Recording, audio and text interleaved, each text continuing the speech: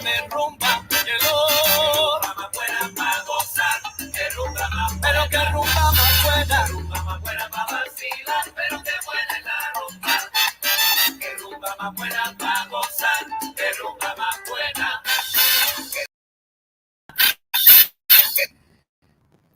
Good evening, social media, everyone watching on Facebook and YouTube. My name is Earl Rush, and I'd like to welcome you all to Straight Up Talk with Earl Rush. We got a crazy, crazy evening tonight.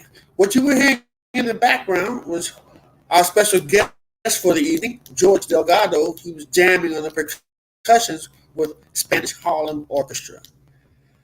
I've been doing some research on this gentleman and his resume. Man, he's played with Tito Puente Orchestra, Mambo Legends, Spanish Harlem Orchestra, Típica 73. His resume is very, very impressive. I don't want to hold you up all night because I'll be talking all night long with all the guys that he's played with and ladies that he's played with. But we're going to at least go in depth with him in an interview. I'll be able to ask him some questions as well. So we're going to get straight to it, and we want to bring in Eileen Torres and George Delgado from Spanish Harlem Orchestra. Good evening, Eileen. Good evening. How you guys doing today? Good evening, Eileen. How are you doing? Good. Nice to see you, gentlemen. Yes. Yes. Well, we might as well get started because this guy has a very long history for being such a young man, right, George? Yeah. Yes. Yeah. So for those in our audience that don't know much about your early days, tell us when and where you were born, the size of your family, etc. Okay. I was born in the Bronx, New York, 1965. Puerto Rican parents. In that marriage, I was the only son. I had a sister from my father's side. But I was the only boy in the house, and grew up in the Bronx, in a neighborhood between 178th and 179th and Monterey Avenue in the Bronx, and very close to a very well-known park there. And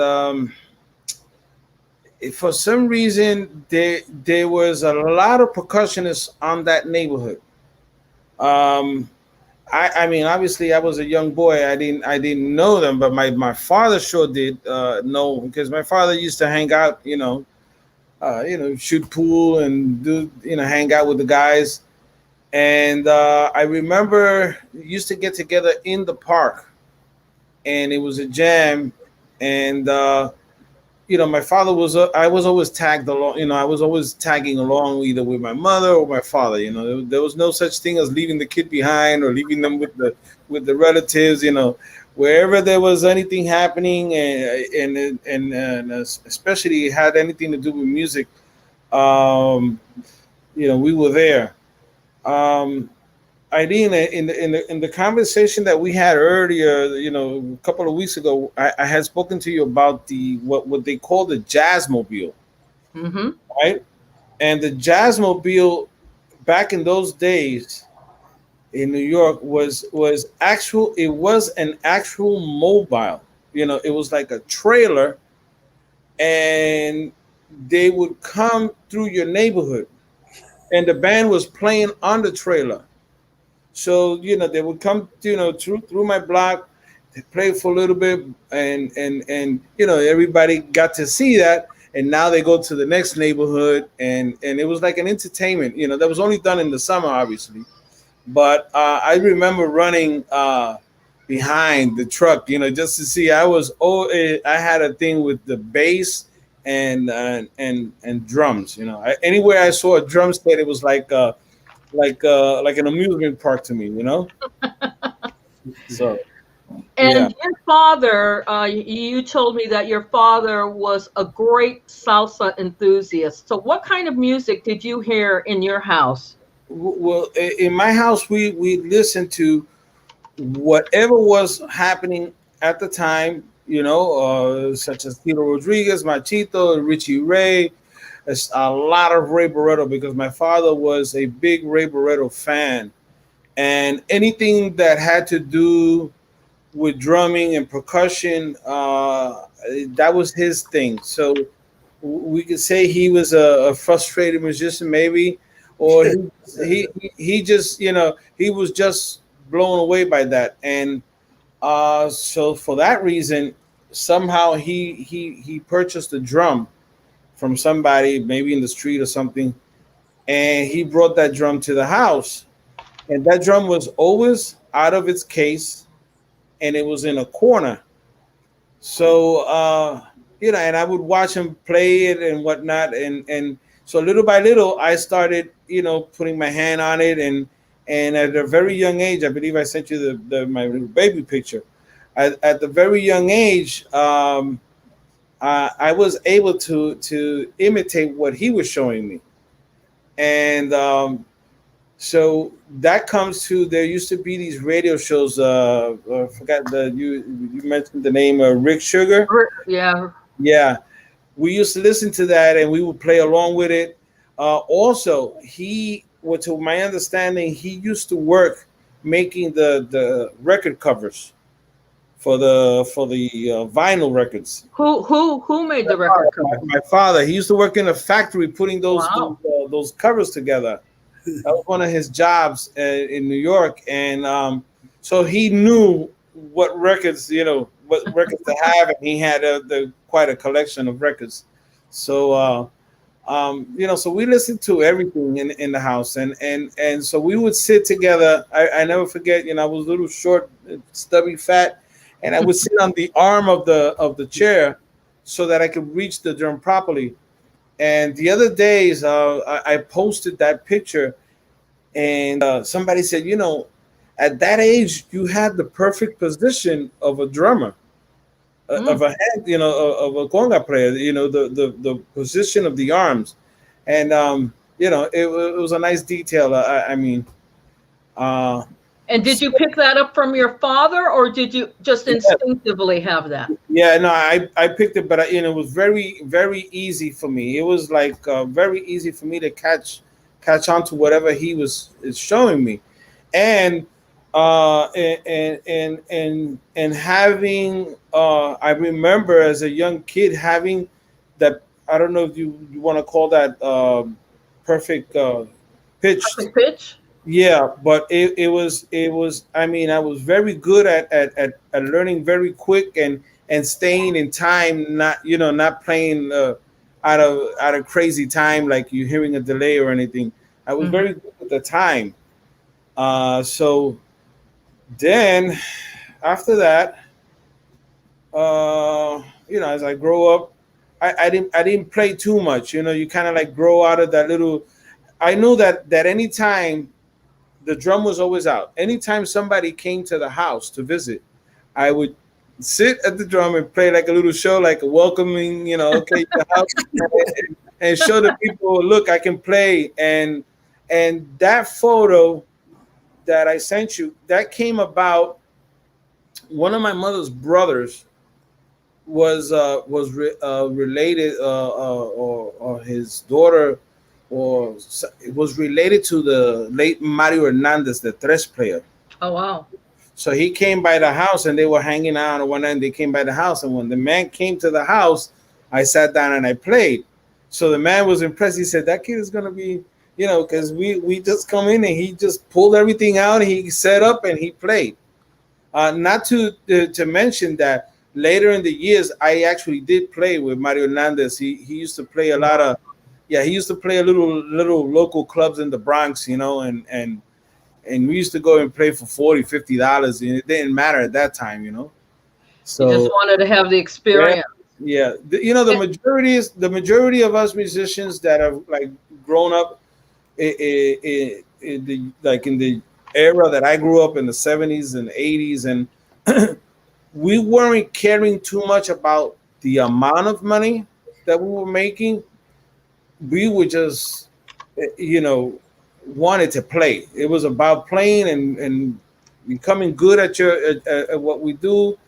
And it wasn't so much, well, you know, you got to give me now, you got to give me this much so that I can do that. And oh, we're gonna do rehearsal. You got to pay the rehearsal. It wasn't about that. It was about playing. It was about true playing and no rivalry. You know, it was just a thing of okay, so you did your thing, now we do our thing. You know, and in the 80s when I was with Cerón, it always was like that. You know, it was we would play our thing and Cerón would lay down his style. Then comes Conjunto Clásico and they lay it down. Then there was another great group. I don't know if you ever heard it, Eileen. Grupo Fascinación. Oh my God, one of my top 5, and they only made 5 albums. Yes. That was, I mean, that group, when that group came out, man, it blew everybody away. Yes. They were extremely tight, extremely tight. They blew me away. I went into Club Broadway one night and they were already playing, and I was, who is that? My God. Yeah. Everything about them was slamming, and that baritone sax, and then the tres, and then Johnny Rodriguez singing the Johnny Rivera. Johnny Rivera, yes. So yes, you played for the Joy, but let's go back a little bit. So how did you really master your skills? Did you have an instructor, or I mean, were you in band in school? How did that come about? No, okay. So I know I jumped. Growing up, then we moved to another place on 174th Street in the Bronx, and there the surroundings that I had were more African American, more Jamaican. And now the culture is you're hearing every style there is possible. And there used to be a little group in the band in the building I lived, and I remember rehearsing, you know, just going up there and hanging out, and I would take my drum and I would play. And we were playing kind of like reggae, you know, Motown stuff. Then by 1977 we moved. Now I'm you know, a teenager. Now we moved to Puerto Rico, and now it's full blown salsa that I'm hearing. And I have my timbales.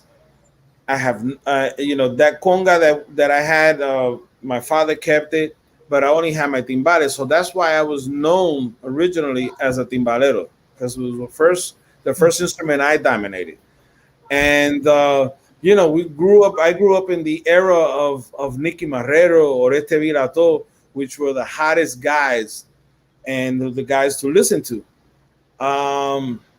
So across the street from me was the director of a band from my town, the town where my mother was from, Humacao. And he had a band, and his father was the school director of the School of Music in the town. So my mother got me involved, and I kind of started doing some gigs with that gentleman. He passed. His name was we used to call him Gilito, and he was a baritone sax player. He had a band called La Orquesta La Copacabana, and it was pretty much like the Willie Rosario setting, you know, with the baritone and the trumpets. And so I started playing bongos there,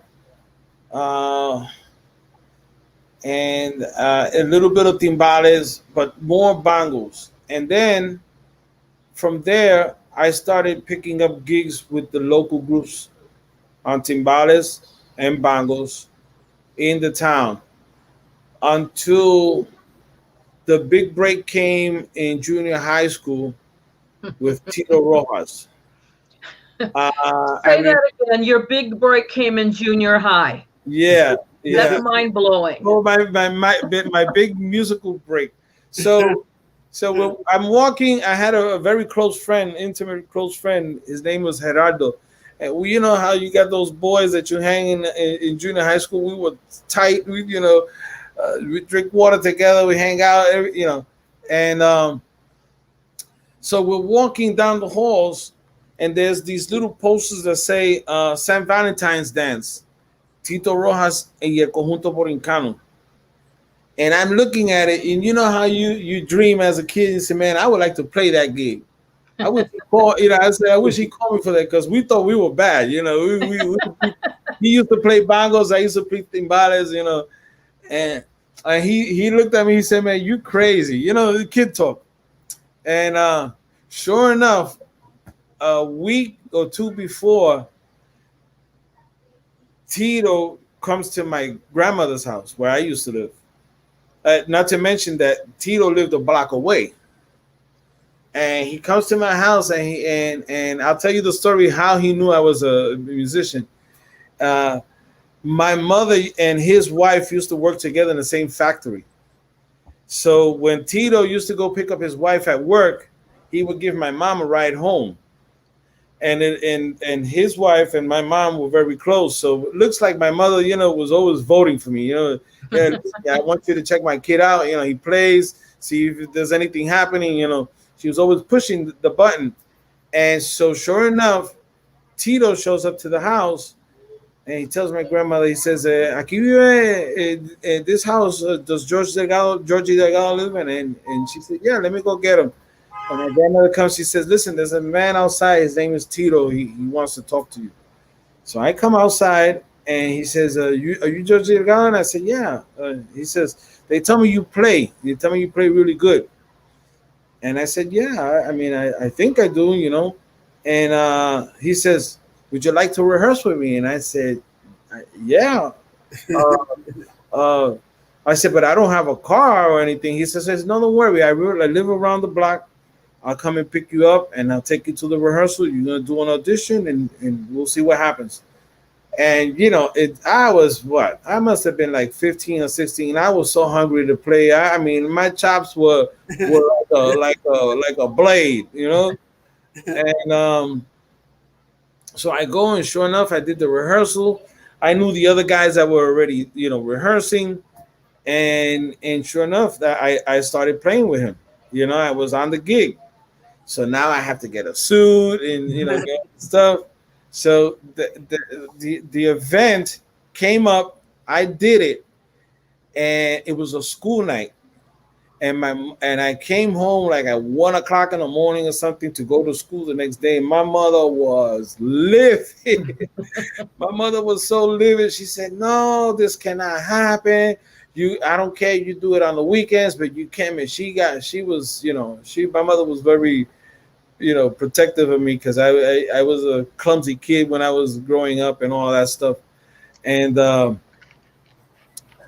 she said, "No, you can't do it anymore." So I was kind of like, when you call it grounded for playing during the week. But then little by little, it just kept happening, and it kept happening. And she kind of got used to it. Now she used to hang out with me everywhere we used to go.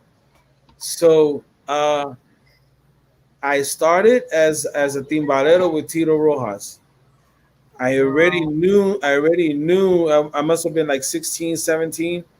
I already knew how to play bongos. I picked it up with that friend of mine, Gerardo. I picked up how to play the simple steps, and then everything else has come. My influences, the guys that been my influences, Nicky Marrero, Tito Puente, Johnny Rodriguez, Eddie Montalvo, all those guys, I listened to them. And you pick up the record, and you know the guys by the style, the credits, and all that stuff.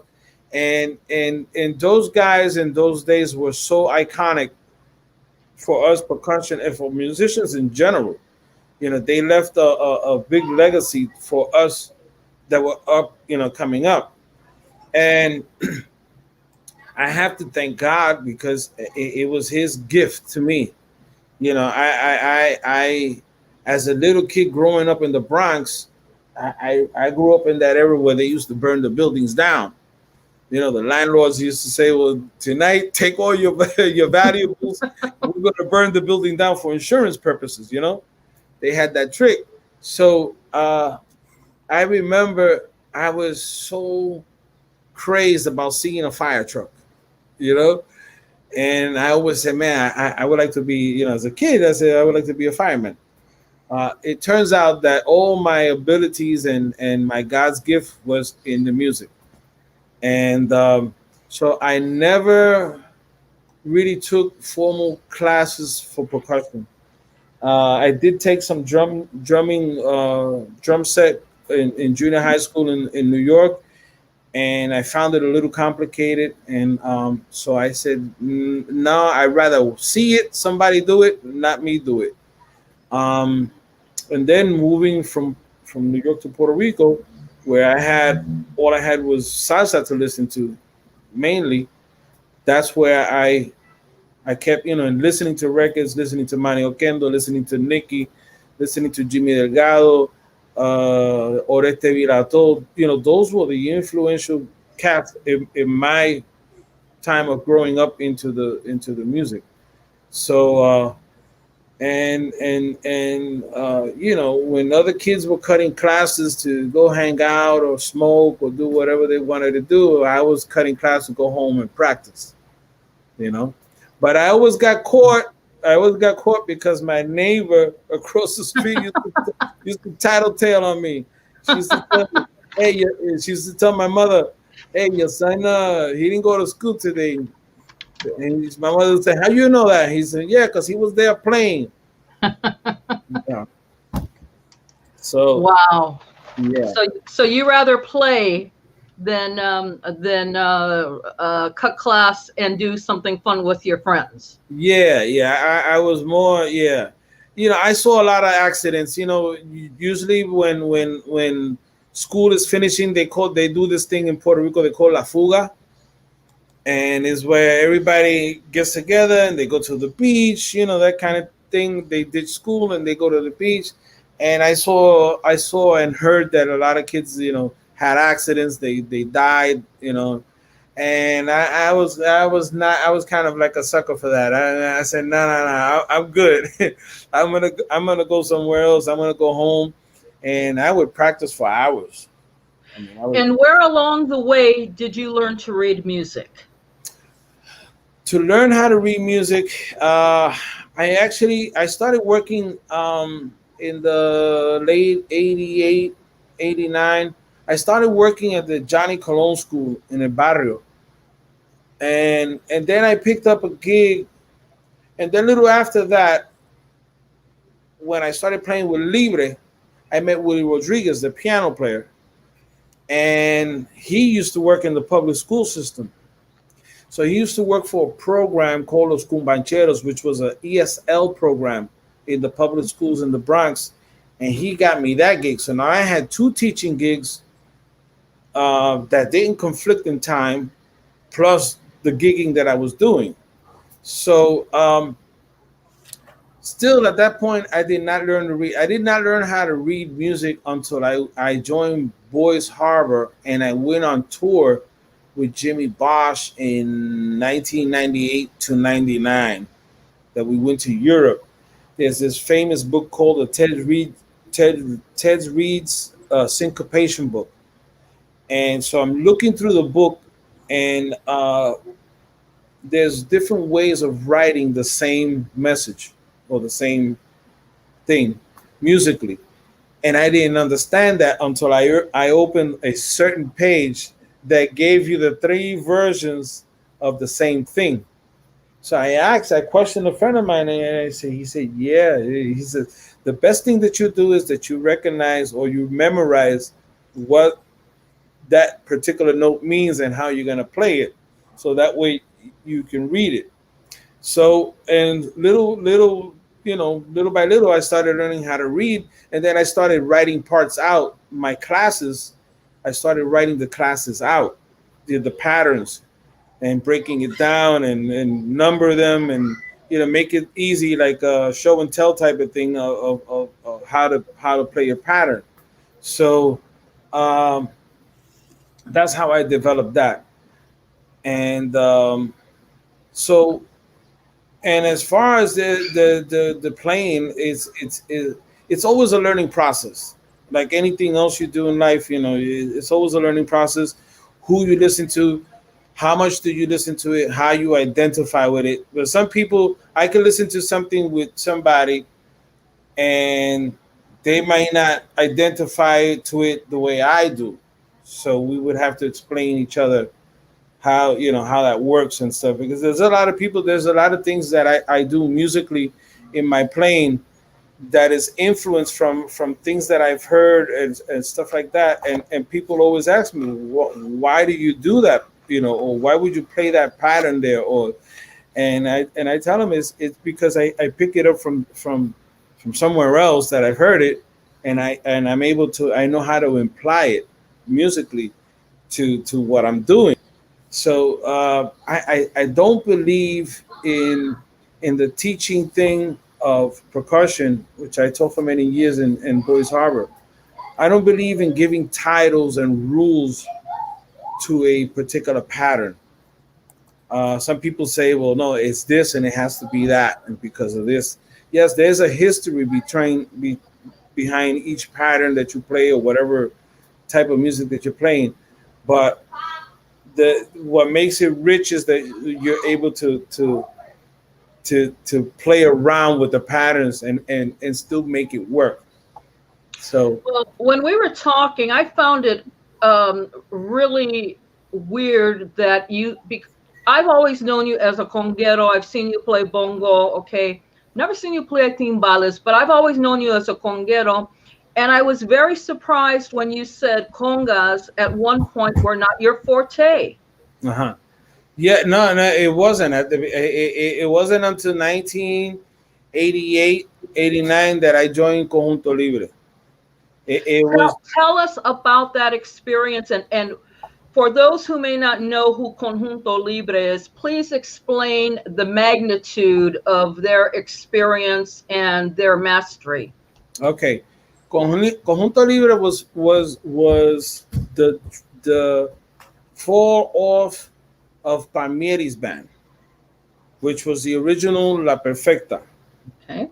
As you see, Conjunto Libre had 3 trombones. I believe La Perfecta had only 2 trombones and a flute. So Libre had 3 to 4 trombones. I think they at the beginning they started with 3 trombones. And obviously Manny used to play, and Andy, they used to both play with Palmieri. Andy was Manny was the main man with Palmieri, and these guys decided to do their own thing. So and that's why I guess they called it Libre, because now we're free to do and explore and do what we want to do. So before I joined Libre, I was already a big fan of Manning. I was introduced to his music through another friend, another percussionist named Pee Wee Lopez, and he turned me on. I was still a teenager. He turned me on. He said, listen to this, and listen to that man's style. And I was turned on to it, and I was like, wow, I was blown away by his conversation with the instrument. And so now I'm a big fan. So I had never seen the group prior to my playing. And one day, Eddie Montalvo calls me, and he asks me, what am I doing? It was a Saturday. He says, what am I doing? And I said, oh, I'm not doing it. He asked me if I was playing on that night. And I said, no, I'm not playing. He says, you want to do a gig? And I said, well, okay. I knew I was going to be in trouble because Eddie only plays congas. So whatever gig I had to do was going to be for congas. And he says, so you're going to play? You're going to play with Conjunto Libre? And I said, come on, man, you kidding me? You gotta be yanking my chain, man. He says, no, I'm serious. Conjunto Libre. And serious, Eddie? He said, yeah. He says, they got a gig at Vassar College. I can't do it. Come to my house. I'll give you the information, what to wear, and you could take 2 drums. He says, he had a room full of drums. He says, you take 2 drums and you give them to me later. Sure enough, and I go to his house. We pick up the drums, and he tells me, when you get there nice and quiet. You know, and you know, I've always been, you know, cool and collected, and he says, sit down, play clean and strong. That's it. So I get there. I knew Andy previously. You know, we were friends and we had done a couple of things together. So you know that Manny, may they both rest in peace. I owe so much to them. Manny and Andy were like a father and son team. You know, they it wouldn't go one without the other. And so Manny sees me, and he screams to Andy. He says, "Hey Andy, who's the kid?" Oh man, it is like I said, you know, I heard it, you know, and I said, oh shit, you know, okay, I will be quiet, you know. And Andy tells him, no, he's good, he's good,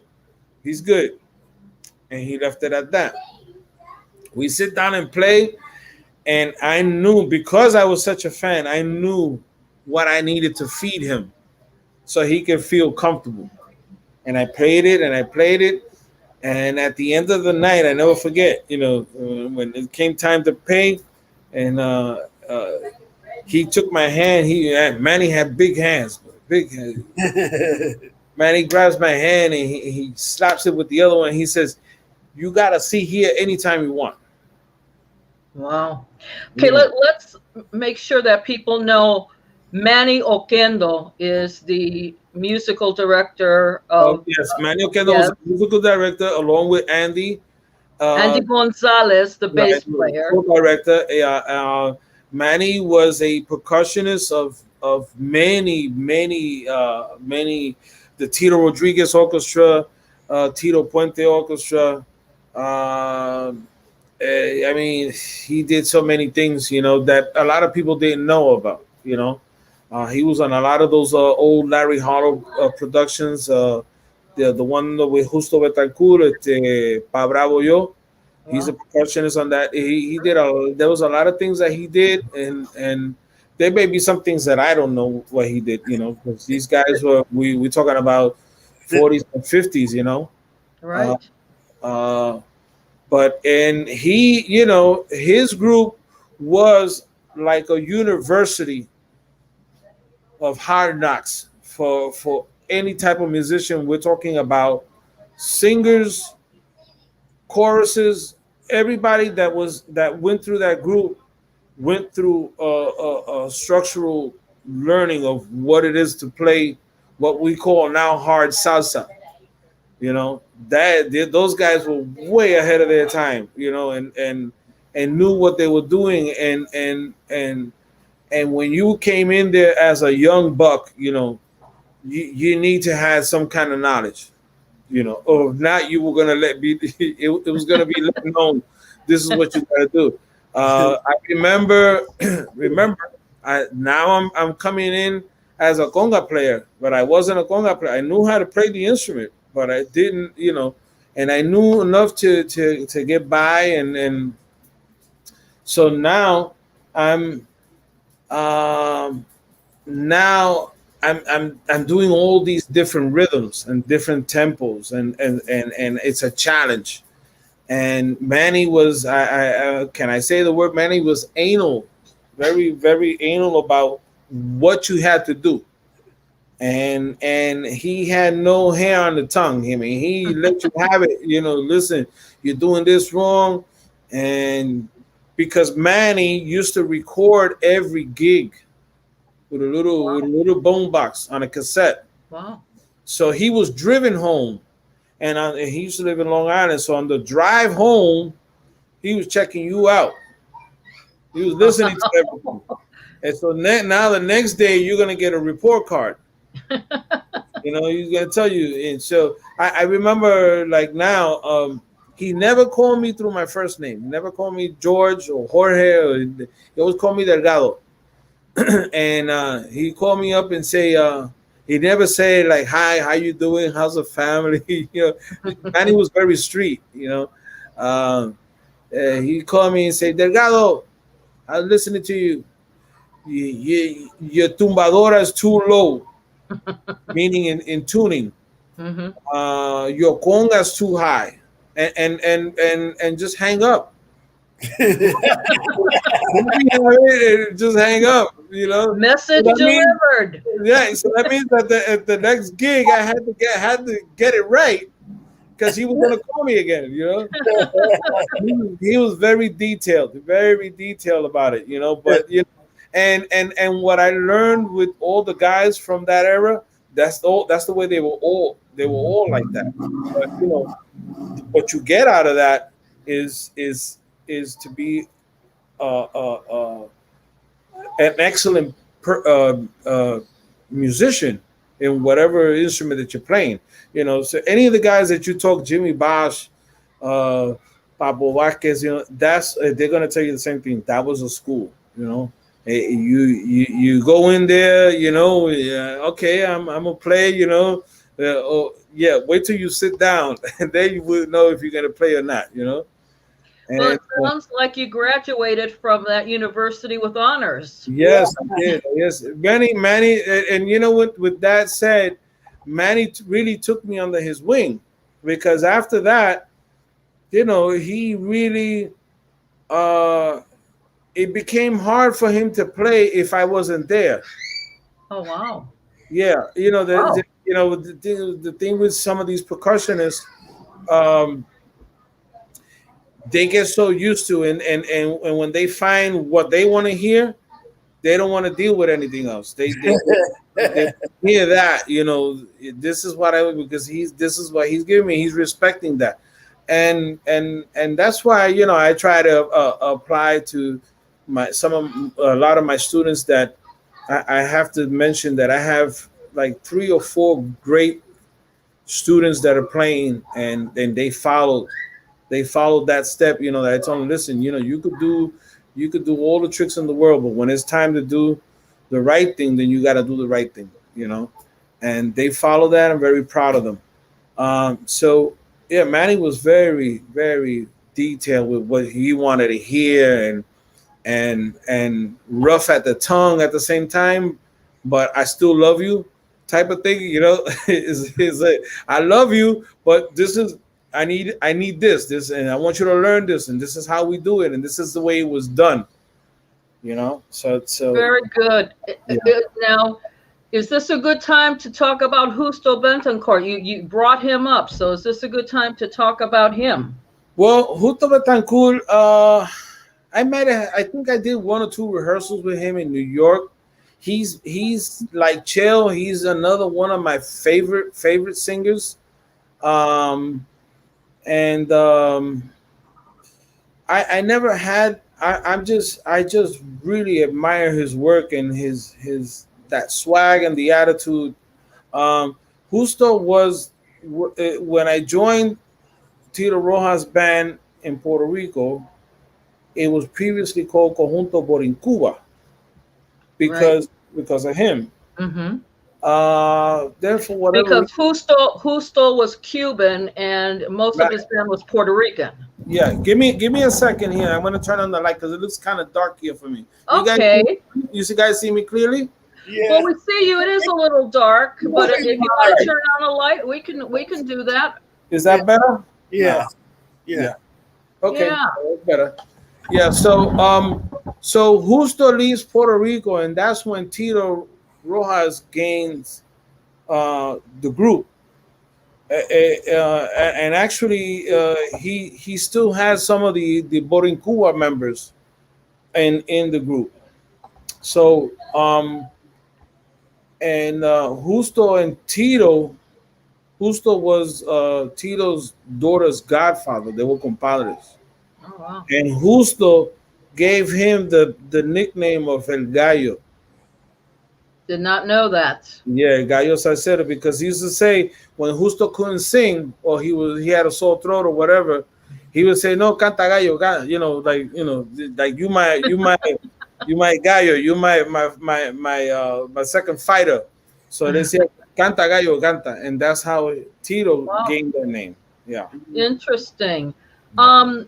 Now, I was also surprised to learn that you played with Sonora Matancera. Tell us about that. Yes, Sonora Matancera came in the year maybe 91, 92, through a trumpet friend of mine. Many guys know him, Mr. Junior Vega. He used to play with Tony Pavon, La Protesta, Machito, and all those other guys. And we were also neighbors. We lived in the same block. He was on one side of the Cross Bronx. I was on the other side of the Cross Bronx. And when you're playing in New York and you do all these activities, people take a liking to you, and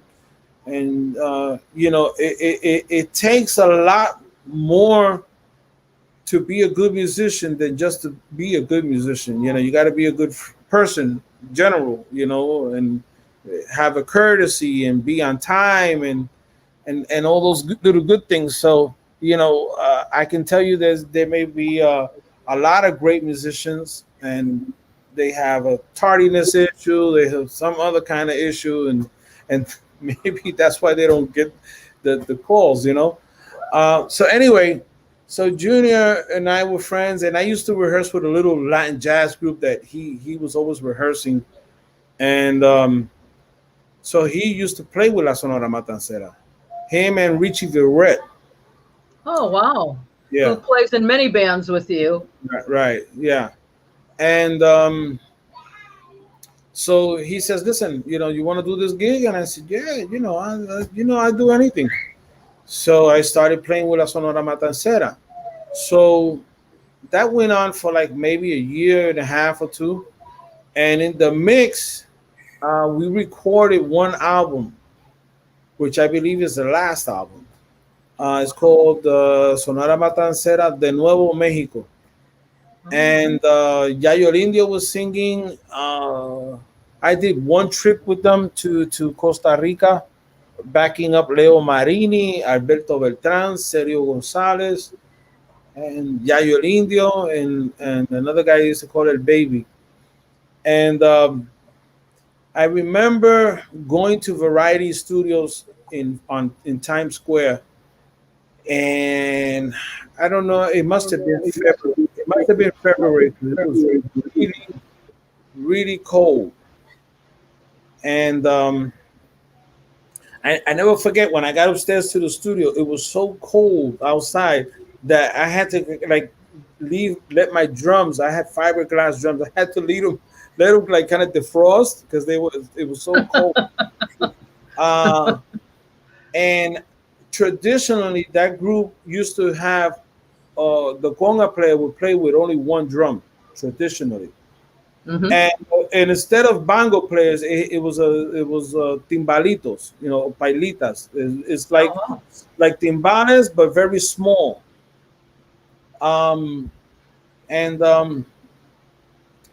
So I show up with two congas, and those guys, they flipped out. They said, "No, nobody here has ever played with two congas," and I was so cocky, and I said, "Don't worry, guys. I'm not.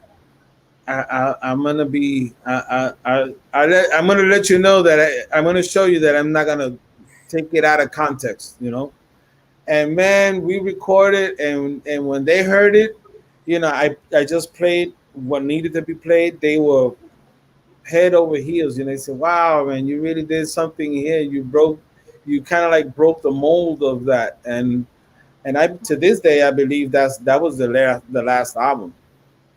It's called Sonora Matancera de Nuevo Mexico. Well, let's talk about moving to PR in '94. Okay, so in 1994, I previously had gone to Puerto Rico on a vacation, and I just loved it so much. I said, you know what? My wife and I were young, and we were still, exploring. We were at an age where we could explore, and I said, let's try this out, and we went for it. And I went there and I started playing locally with this kid named Freddy Gutierrez. I recorded one album with him, kid from Ponce, and then And then, let me see. And then I started playing with local groups in Miami, Miranda, doing local things and things here and there. Then I got, towards the end of '94, I started playing with Tony Vega. I got the call for Tony Vega. And I said, you know what? This is it. Actually, you know what? As I got the call for Tony Vega, I also got the call to play with Tito Rojas at the same time. And it was pick and choose, and I felt bad. I kind of like didn't want to go the Tito Rojas route. I kind of wanted to stick more with Tony Vega, and I started playing with Tony Vega '94.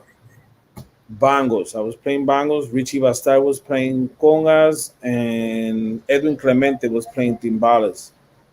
Very, very tight band, tight and elegant. I mean, the band was sharp. Everywhere we went, it was sharp. Everybody had a uniform. That's another important thing in bands today that's been lost. I'm a firm believer that a band. I believe that the band. I've always said this quote. If you look good, either you look good, you sound good, or you look good and you may not sound too good, but at least you look good. So, but it was a good 4 years, and it was hot, and until '97, '98, the work kind of started slowing down, and I kind of started itching to come back to New York. So then. In one of the trips that I came to New York with Tony on tour, I went back to the Boys Harbor, just to pass by and see my old friends and see my, my supervisor and blah, blah. And I asked him, I said, listen, if I decide to come back to New York, would you give me work? And he said, sure. And he said, just call me in July and then I'll see what I could do for you. So we went back to Puerto Rico. And here comes July, and I'm still itching, thinking going back to New York, and I don't know. But so I call him, and he says, listen, I got 2 days for you. Whenever you're ready, if you're ready to come back to New York, I got you 2 days. And I said, okay. So now, in the mix of that, Hurricane George hit Puerto Rico, and hit Puerto Rico hard. And Eileen, I don't know if you know, that most of the work in Puerto Rico is outdoors.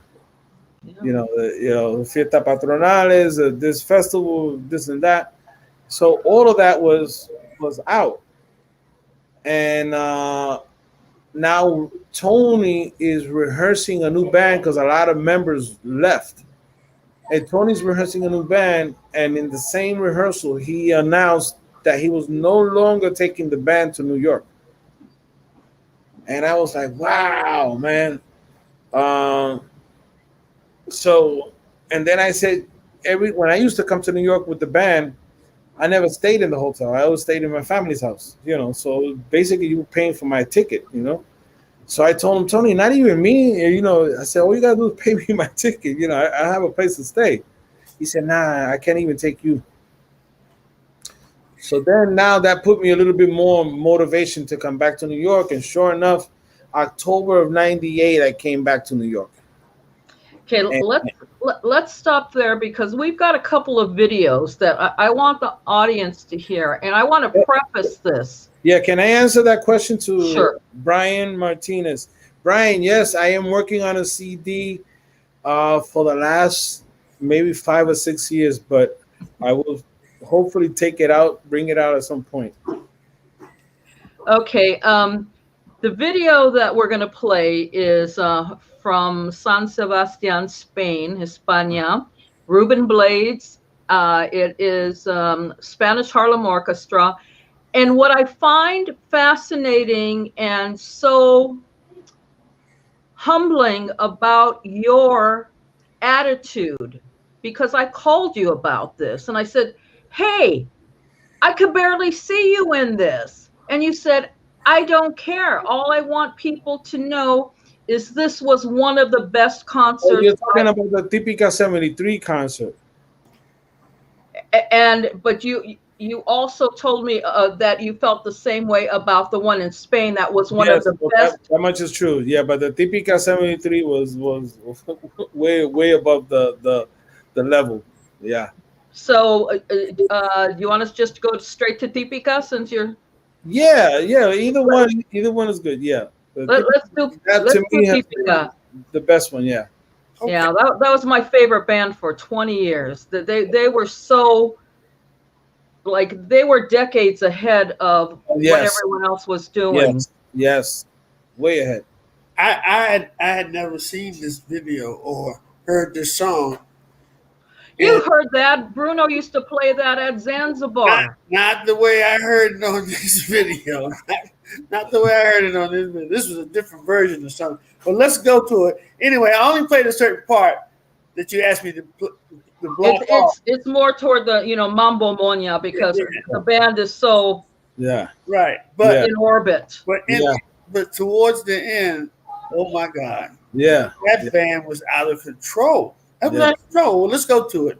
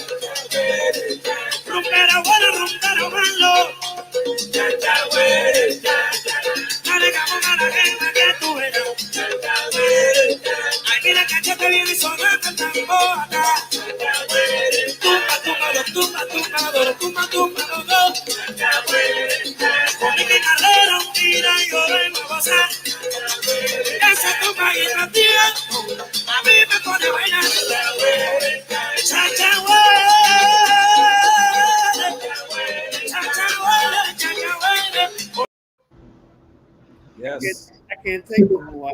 I had to cut it. That's a hellified song. Yeah. Lord, man. Woo! Yeah. You know, and as hot as it was in Puerto Rico, I mean, we just played, and it was amazing to see.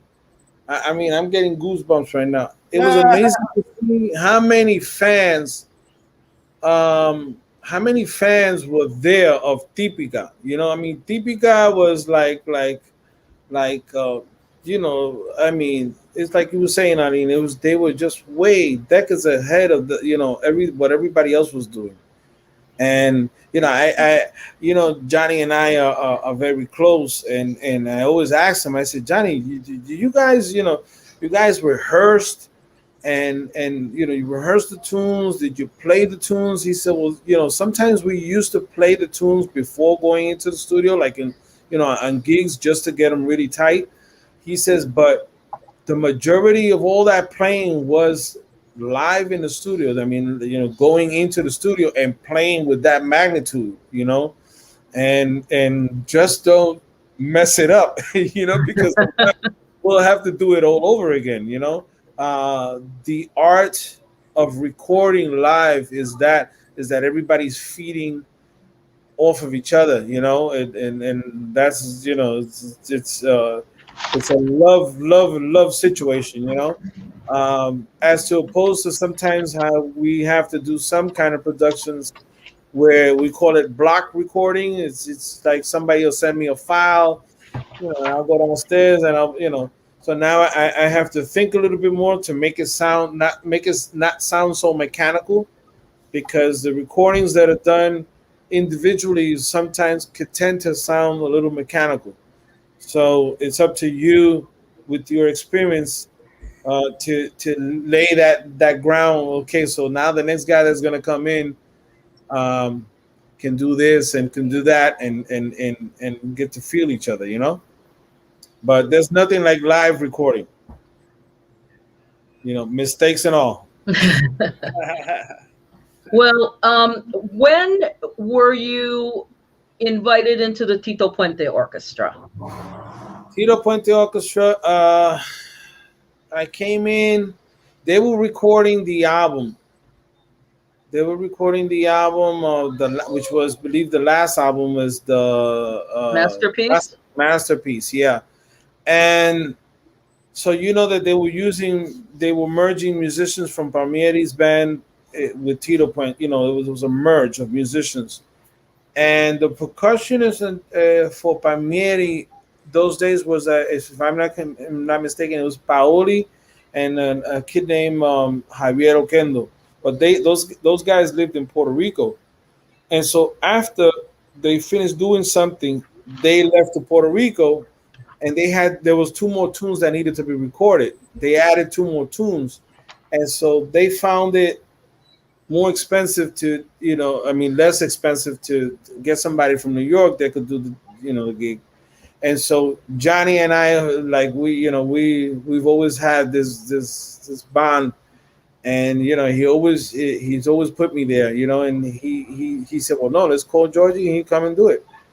So Tito was still alive.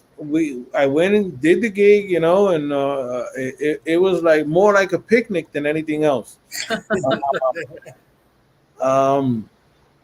We do the 2 tunes, and then from there, right after there,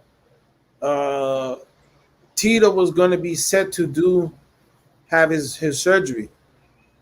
So so Johnny had told me, listen, we have a lot of gigs that have to be, completed, although Tito's not going to be there. But so we'll switch around. Joe Madera will go to the timbales, you play congas, and I stay where I'm at.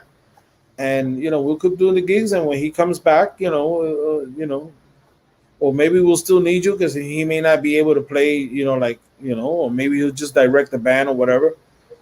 And sure enough, we started. Then I started. That was around the year 2000. 2000.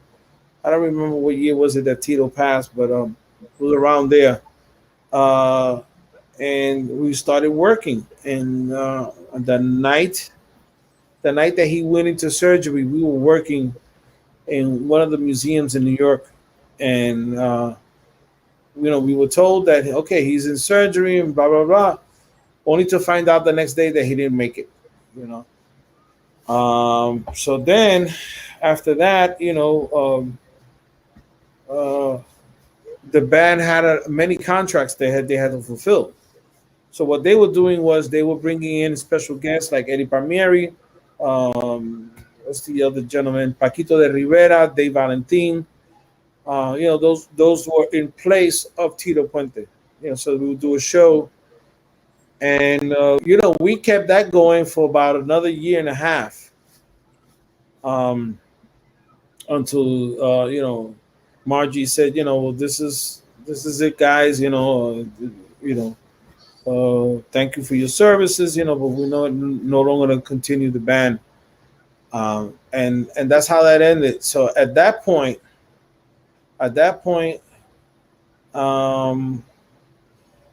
Johnny started playing with Palmieri's band.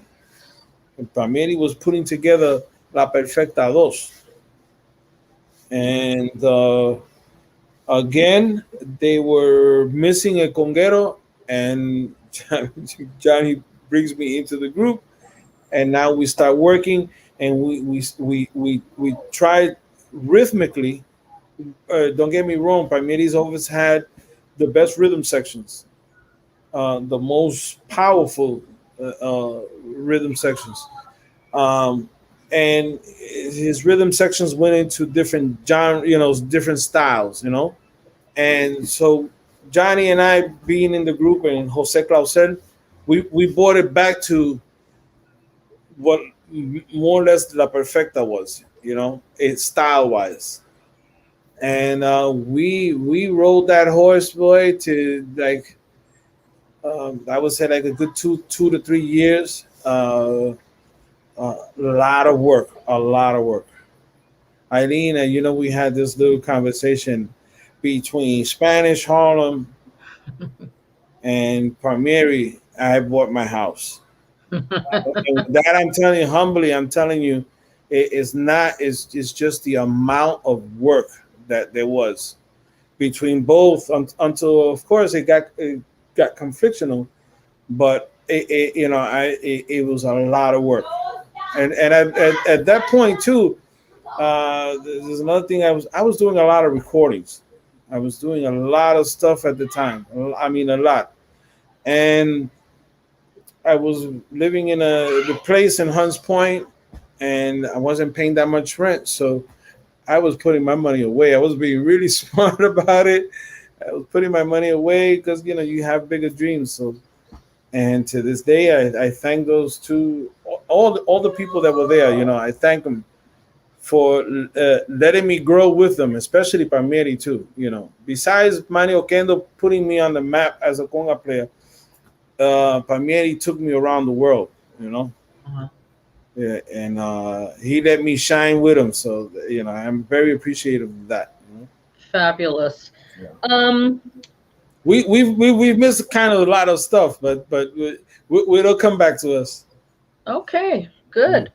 Let's talk a little bit about your solo album, because I thought that was pretty darn good. Yeah, we all have that passion. The majority of us musicians have that passion, the desire to have your solo album. I was a big fan of Mulense. I love that style. We brought them to DC. Yeah, I'm a big fan of Mulense, big fan of the Diego Galé, the style, and Tito Rojas band was the same style of what I recorded. I grew up with that, that style, and so I started itching. I said, man, I want to do this. I want to try to do this, and so I asked, you ask a favor. Listen, can you do me this arrangement, and can you do me this arrangement, and the first two arrangements that I did was De Todas Maneras Rosas and El Hijo de Batalá. And I put that in, and I said the reason why I played all percussion on it is because I wanted to set the style that I wanted, and for budget reasons too. I didn't have a budget, so those were the two songs I recorded. So I said, why should I get it? I mean, I don't need to get anybody else. I know what I want to hear, and so let me do it. So that way, I set the standard for whoever else comes in. So anyway, we got that done, and then we had just finished doing one of Frankie Vasquez's album, the one that's called Remembranzas. And the guy that was producing that and putting those records out, he heard my stuff and he said, "Man, that's the kind of stuff we like." And he says, "You know what? I'm gonna budget it." So he budgeted, and then I got the rest of the arrangements done, and then I had if you can see, I have quite a amount of New York's greatest musicians, and to me that is like, what more can you ask for? I have Mario Rivera, may he rest in peace. I have Bobby Porcetti. I had Eddie Servigon. I had Nelson Gonzalez. I had Alfredito, Jimmy Bosh. Man, what more can you ask for? On my first solo album, and I just made sure that this is what I want it to be, and it's like your own construction as to, when you go into the studio to record something that's yours personally, it's like building a house. You're putting things together, and it may not seem right or sound right, But when you put everything together and you see the end result of that, you're like, wow, it's very mind blowing, So that came out in the year 2005, and at that point, I was juggling both Spanish Harlem Orchestra and Eddie Palmieri with no conflicts. I mean, I was able to juggle both things, and until unfortunately we came to the conflictional, and then I ended with for a while with Spanish Harlem, and then little after I ended with Palmieri. And so now I have my record out. I said, well, let's push this baby and see what happens, And so I worked it. I worked it for about a year. It's a lot of work to be a band leader. It's a lot of work. You got to stop being yours, and you got to be so much. And it is something for me for anybody, to get used to it. You got to make calls, and then. This club doesn't want a middleman. The other club wants a middleman. I only talk to the agent. It gets crazy. And so I did work the band for about a year, and then Spanish Harlem calls me again to do the second album, which was the one that won the Grammy, the Across 110th Street, and from there on, Oscar and I kind of patched things. We didn't really have a bad falling out or anything. It wasn't anything about that. It was just a disagreement about which gig am I going to do or whatever. He says, "Listen, man, I need you back in the band. So I know you got your own thing going on, but I need at least 80 or 90% of you." And I said, hey, let's do it. And to this day, thankfully, we're on board. We've been there, I guess, since 2001, 2000. So it's been a long ride. Been a long ride. Good ride. Yeah. And Earl, anything that you want to bring up? No, I'm just fascinated by his history, and nothing I want to bring up. Well, I mean, so many things that he's done, and so many. And I asked him, okay, who have you not played with or performed with or recorded with that you still have on your list? And who did you tell me that was? Yeah, you know what? I never played side by side on a steady basis with who was one of my luminaries, which was Ray Barretto.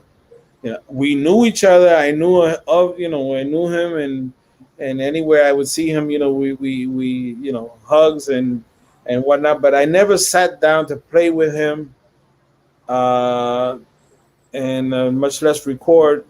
Then the other guy that I would have loved to play with, he's still around. I would love to play with Willie Rosario. Just I mean, if it's only one song, actually he was on an interview with I believe it was with Jose Mazo, and I said it. I said, Willie, at least one song,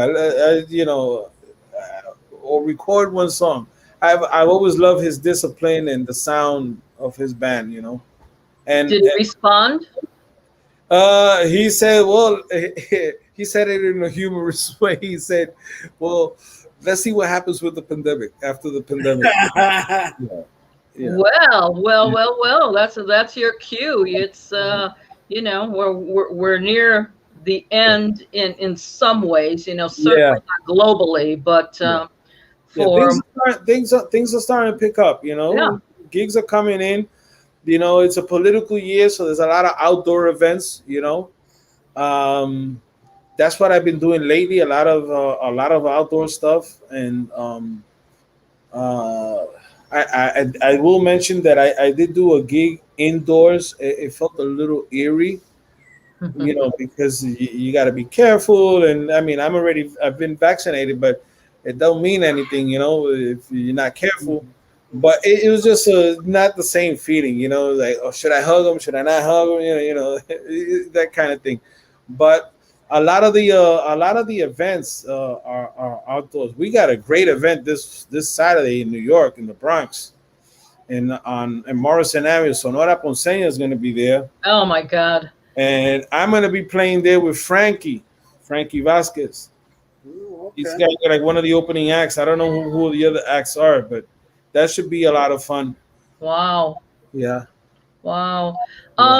Now, okay, so you're working on a new solo album. Can you tell us anything? Is it going to be similar to what you did in 2005? Is it going to be in a different It's in a different style. I took it back a couple of years in style wise. I've always been a fan. I'm a fan of every style of Latin music there is. Charanga, timba, the old school salsa, big band, you know, the Tito Rodriguez, Mambo Legends, all that stuff. But I've also been a big fan of the conjunto stuff. So I wanted to I've always been a fan of you know, Pacheco stuff, with the flute. And there was another group called La Orquesta La Masacre, that had that Julio Castro, my God, that had that flute with the trumpets. And so I started an album. I've done so far 4 songs. I have another arrangement that I received not too long ago, and it's back, taking it back to those Pacheco style days, you know, and not in modern, you know, modern, but at the same time with that old school. You know, I need to dance this type of thing, you know. Yes.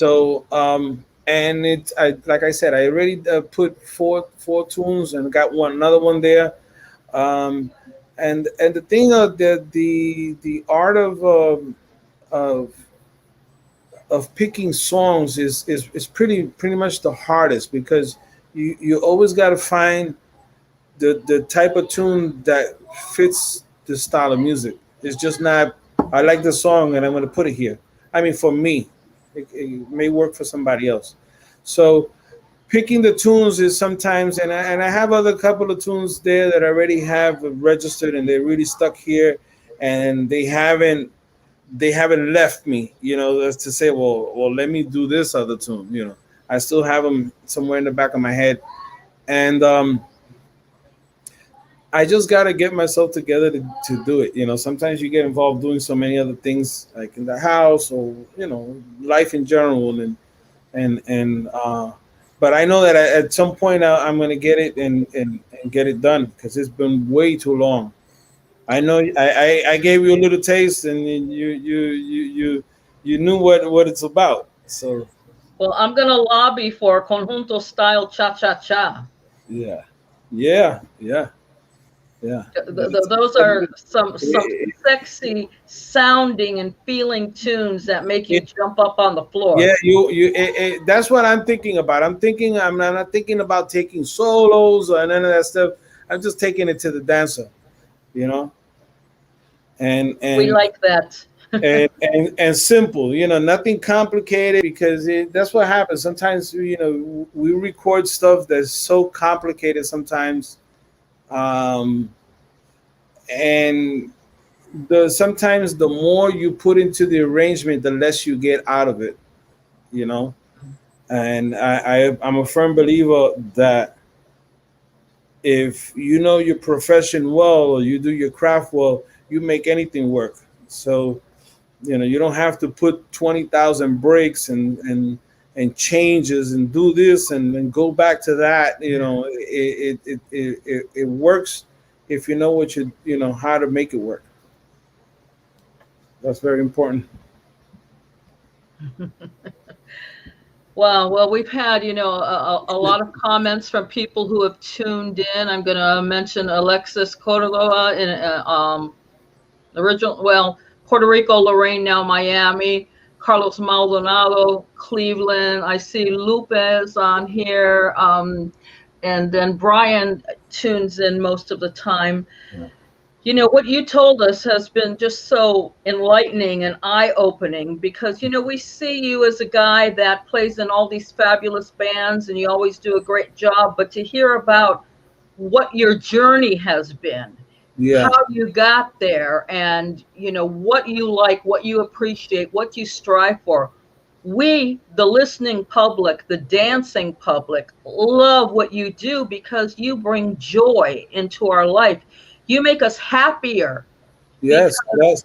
Yeah, and you know what? And you know what? Now with that said too, you know, it's you know, who would have thought that Jibarito from the Bronx, from Puerto Rico, was going to travel to? I mean, I've been to places I can't pronounce, you know,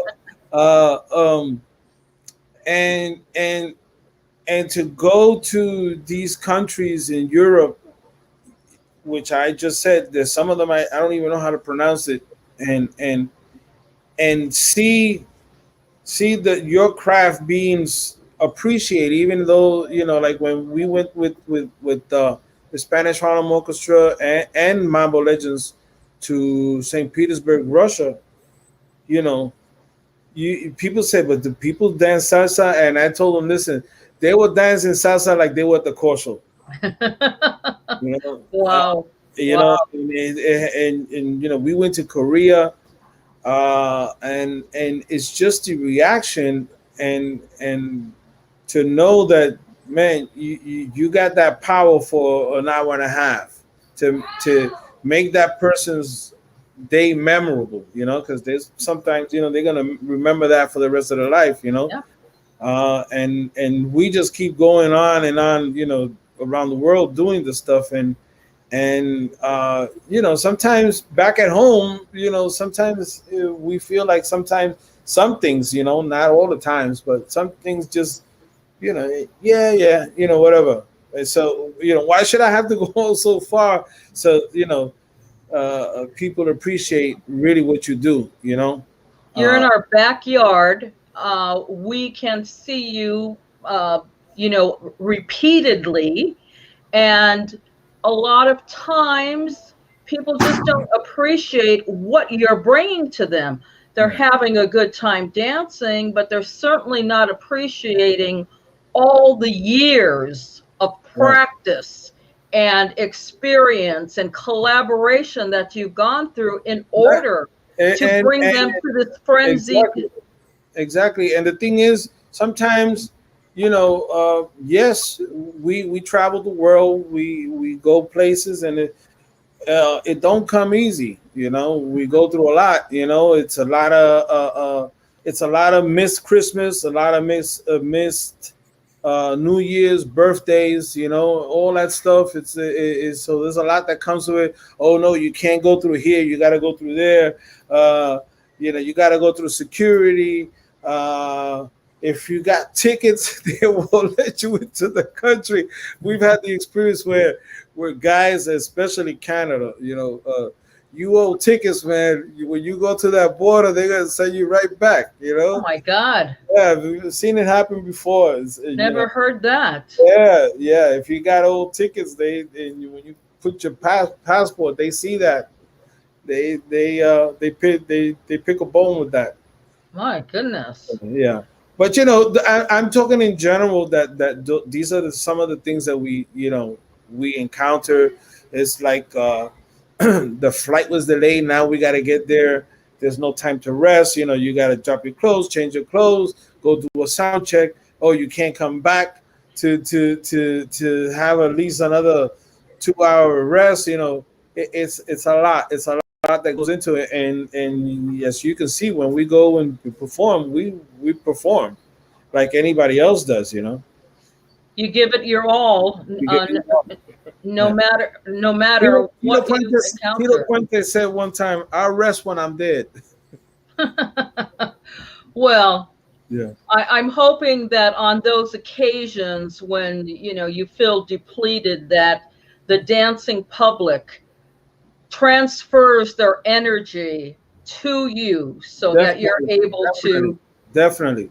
That's what keeps us going. You know, when we see the response of the public, and you know, you collectively, you know, you're always gonna have two audiences. You're gonna have the audience that's gonna sit there or stand there and appreciate what you're doing, and then you're gonna have the dancers.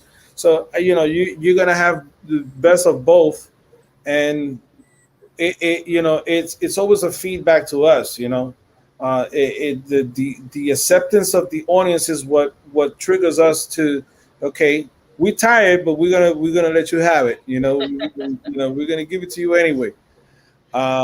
So I remember one trip that we did with Spanish Harlem. We had like a tour, like a 4 or 5 day tour, and Oscar usually flies us in a day before so that we, with the time difference, we got a day to relax and chill out and get acquainted with the time. We did one trip where we couldn't do that. We had to fly in, and the same day, it's an 8-hour flight. You get there the next morning, and there was no time. We couldn't do it the day before, and we flew in the same day, and we did all the sound check and all that stuff, and we were physically beat, but we did put on a good show. The performance was at the Ronnie Scott's in England. Wow. And legendary club. Yes, and no matter how tired we felt and looked, we managed to put on a good show. Well, they set a high bar for standards because only the best are invited to play there. So yeah, I'm sure that that helped you along too. Right.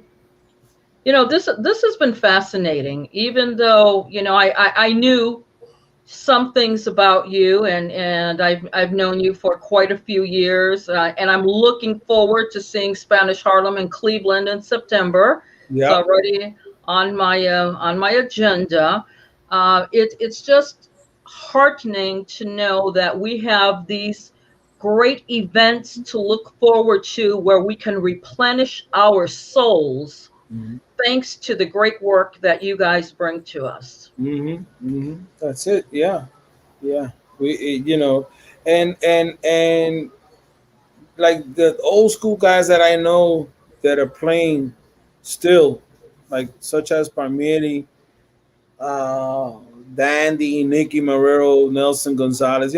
I'm not saying that they're old. I mean, they are of age, but what I'm trying to say is, you would figure that some of these guys would, throw in the towel and retire. You know what? If those guys retire, man, it's it for them. They because it's not what I've seen with them. It's not about a money thing. It's about just playing and sharing what we love to do. Well, it enhances the life force of anyone who loves playing, and we're so happy that you guys do it not just for the money and not for the acclaim, but certainly for the joy of playing. And I've often wondered what it feels like to be in a band where everybody's cooking at the same time. Oh my God, you have no idea. I always call that rice and beans, because I feel Spanish Harlem brings that to the plate. When we play, man, and everybody's on that energy level. The same thing with Mambo Legends. Mambo Legends is like a I don't know how to even describe that in another context that is not musically, but it's like a big cruiser, like big band. And there's approximately 21 musicians, and everybody is heard. There's not one guy that's playing louder than the other. There's a real a quality of dynamic, and I feel sometimes working with some other bands, and I'm not bad mouthing anybody. I'm just being honest. uh, we got to play dynamically. Musically, we got to play dynamically. It's not about um, you got to play louder than the other guy, and I've learned through the years, especially playing congas, because congas is an instrument that you got to carry. It's like you're carrying everybody in your back. Timbal player, he plays with two sticks, and he's accenting. But the conga player job is to carry everybody else, and create a platform for bongo player and timbal player. You know, so if you got the piano player extremely loud, the bass player extremely loud, and everybody else, it makes my job so that much harder. So, what I've learned with these bands, Mambo Legends, Spanish Harlem Orchestra, is to play with a dynamic. And when you play with a dynamic sound, everything sounds beautiful. There's no need to have the horns extremely loud. It's just you got to be conscious and learn how to play that. So that's very important. A dynamic. There's nothing like hearing a band that is like really doing it to death, really come down in a pianissimo where the energy and the sound lowers because you as the listener or the dancer feel that shift in energy. And then when you bring it up again, it's like rocket fuel just shot you up. The other thing is too, it's the venues. Sometimes we play in venues that you can't play loud. Extremely. We Spanish Harlem, we experience that a lot. In Mambo Legends, you cannot play loud because the sound guys, because of the room, they can't equalize properly because it's not a room. Sometimes we will play in halls where only operas or other types of music. So now you're bringing a salsa band in there, and you got to learn how to play dynamically to that setting, and that's something that we have accomplished. So now I see videos of me before when I used to in the early late 80s and 90s when I used to play with Libre. There's a difference in as to how strong I played as to the way I play now, and still carry the same volume, but with less. It's more. It doesn't not that it sounds mechanical. It's just a more technique that I don't need to play that that high raising hand thing just to be heard. It's just knowing how to play in that dynamic. And of course the sound guys, they should know what they're doing so they make that job a lot easier. Can you read the comments? Yes, see, Carlos, from my good friend. Yes, thank you. He always writes to me on Facebook. He's Does he? Yeah. I'm not sure. There's so many friends on Facebook. I'm not sure who I know personally and who I don't. But anyway, Carlos Tim Maldonado, you always write to me. Thank you. I'm very appreciative of your comments. You'll meet him when you're in Cleveland. Okay. He lives in Cleveland. Okay. Yes. Okay. Mm-hmm. Yeah. I wanted to run this clip back when I was talking to you earlier today, Mr. Delgado. I couldn't remember the exact year. We my company Stuck on Salsa. We had a cruise, and we brought Spanish Harlem Orchestra to Cozumel, and we had a private. Oh yes, I was on that. Yes, I was. Okay, you remember that? Okay, I remember that. Okay. Yes, you know what? That was that was a funny day because we just flew in. It was one of those trips where we flew in. Yeah. Flight was late. Everything was like on their end. Yeah. It was kind of organized, and I never forget because the instruments, we don't carry our personal instruments. Exactly. So we don't carry our personal instruments, and they had these little baby timbales and baby congas, and we had no choice. And I never forget because there wasn't much time to rest because we got there and Right. we immediately had to change clothes and run to the gig, and then the next day we were like running right back out. I never forget the bathtub. It was like it looked like a drop down sink. You know, it wasn't an actual bathroom. It was weird because it felt like a tomb. And I said, man, I don't know if I'm gonna get in there. You know, because it just felt weird. Henry Knowles had to go. Yes. So he had to get a couple of instruments from somebody in Cozumel. So you know he was well connected. So let's take a clip of this. This is one of my favorite. This was the best party that we have ever had. Actually, Yeah, it was a beach party. It was like a beach party. private beach party. Uh-huh. All you can eat, all you can drink for 2 hours. Yes, I remember that. Yeah. Let's hear the clip back.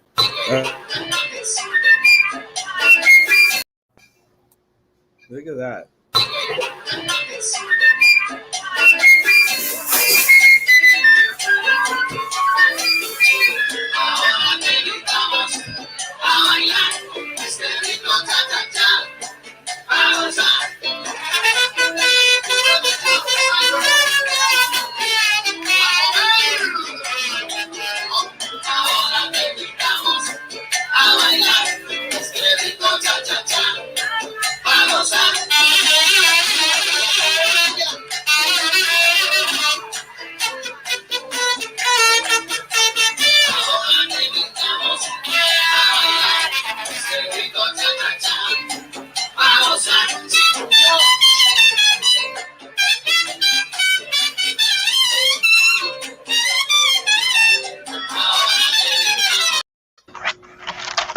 Yes, I remember that. You can see that we were dressed as we got there. Yeah. I don't know what happened. That there was no time.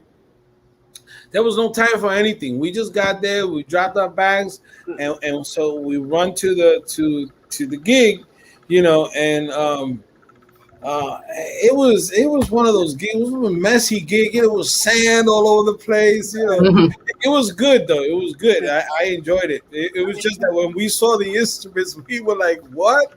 Yeah. Who has a private beach party with Spanish Harlem Orchestra? Come on, Eileen. Come on. Yeah, I know. That was a Henry Knowles.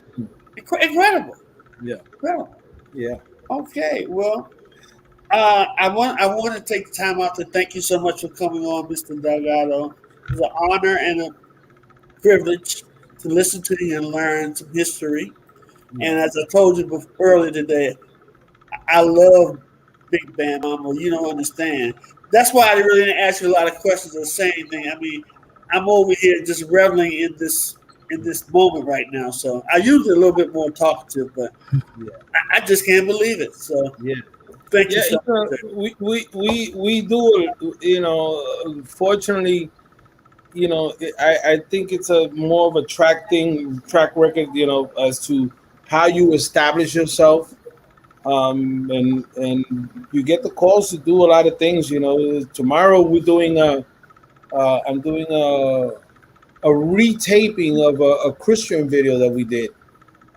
Which we did about a week ago, and for whatever reason, they captured the audio, and we were there for the purpose of the video, and there was a guy with a camera and all that stuff, and but they didn't record it, or they recorded it and they didn't save it. Oh boy! So they only captioned the audio. So tomorrow we got to go and redo it again. Hopefully this time they'll get it right. But we do a lot of things through the years, you know, and I was telling Eileen, you know, there's tons of recordings that have been done that have never come out. You know, I know I've done a lot of things, you know. My blessing is that I play all instruments, I master all instruments.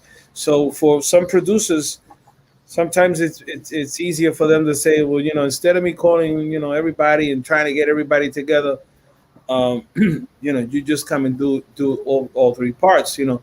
With that said, what I'm saying is that there's a lot of stuff that I know that I've done, and I never heard it, or other artists, like Enrique, what's his name, the Enrique Castro. That's the name of Enrique Castro, the singer, Jackie. I'm sorry. The singer. What's the is it? Angela? Oh my God, what? Veronica Castro, right? Bueno. Yeah, his son, Enrique Castro. My God, there's so many things that have done, like one songs, like these guys that they do ballads and stuff like that, like such as like Lil Miguel and stuff. They'll do their, and somewhere they'll throw in a version of a ballad, and they'll turn it into salsa.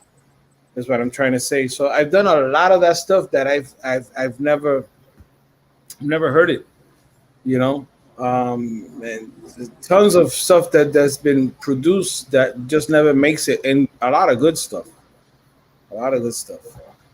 So, and also with that said, there's to the younger generation that's coming up, you just gotta. It's not about I got an instrument and I'm gonna play it. There's a lot to it that makes it work. A lot of discipline. There's so much research that you can find on YouTube these days or Google, whatever it is. As to what we do and what makes it work. And what I'm saying is you got to be a complete musician in the sense that you got to listen to everything so you can make that one good thing. And it's very important. Now, thank you, Lupe, right? Yeah, Lupe Torres. Thank you. Look forward to it. Okay. Yeah. So, any we continue or we good? I think we're good. Yeah, we're good. Yeah. I missed a couple of things, but We can always come back. Huh? We can always come back. Yeah, we could always come back. Africando, yeah, there's album, the Africando. That's interesting. Well, tell us. Yeah, Africando. You've heard that group? Of course. Okay. These guys, they live in Paris. Oh. They live in Paris, and they used to come like every 1 or 2 years. And when they do come to New York, they get the producers. Sometimes Oscar Hernandez does a production. Other people do. Isidro Infante does productions. And what they do is they come in and they record 1 or 2 or 3 albums in one shot. Wow. And then they they take them out through the years like that. So I've done maybe about 3 albums of Africando. The Grammys. There's about maybe I have about 3. There's about maybe 3 more that I haven't. We always get a certificate.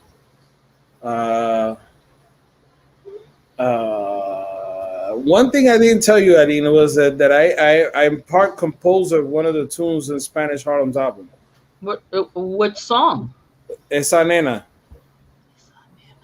That's on the Grammy Award-winning last album, the anniversary. Yes. So you composed the lyrics? Yeah, and on the album that I'm doing personally, I'm also composed about 2 or 3 songs. So there's going to be originals on your new album. Yes. Yay! Yes. That was a little momentum that I had. Yeah. A little composing momentum. Yeah. Cool. Yeah. Cool. Who knows how much I come up with the hook and the ideas, and then I collaborate with somebody that really knows how to compose and put stuff together. And so, do you go to someone else for the melody, or do you hear the melody? So the melody and the direction.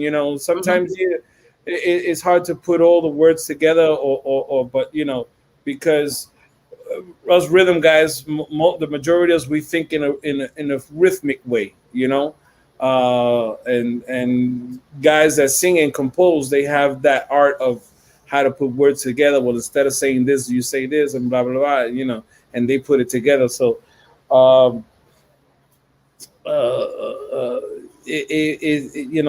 I don't know how I got that hook, and so I presented it to Marcos Bermudez, and we put that song together. Wow, And, great singer. Well, yeah. You should think about composing something in English, because one hit tune could make you a millionaire. Look at Jose Feliciano and Feliz Navidad. Man, that guy is rich from that simple song. Yeah, and one song that has just a couple of one line. Yeah. One song. Yeah. Yeah. So back and forth, yeah. Yeah, so that's a little bit more incentive to you. Yeah. Give you something that's got a catchy tune that the kids sing, and you could buy another house somewhere. Yeah. That would be great. Yeah. Yeah. All right. Well, Mr. Delgado, we're going to wrap it up here. Okay. Well, thank you so much for giving us so much of your time. We know you're a very busy young man. Yeah, thank you for having me. It's it's great to share. There's a lot more stories. We could go on and on and on, but start writing them down, and then we'll work on part 2. Yeah, that sounds good. And I hope to see you guys when we go up there to the Tri-C Jazz Fest. I will be there. I will be there with a gang of people. Good. Eileen, I want to thank you so much for all your contributions, for everything you've done. Great show. You produced another great show as always. And I look forward to next week. Who are we having next week? Ernie Acevedo from Conjunto Imagen. Oh my God, that's my friend. Yeah. All right. We go back a bit. Yeah. I'll bet you do. Tune in next week. Next Monday again. Next Monday. Okay. All right. Thanks, Georgie. Thanks, George. Thanks, Eileen. Talk to you later. Yeah. All right. Bye.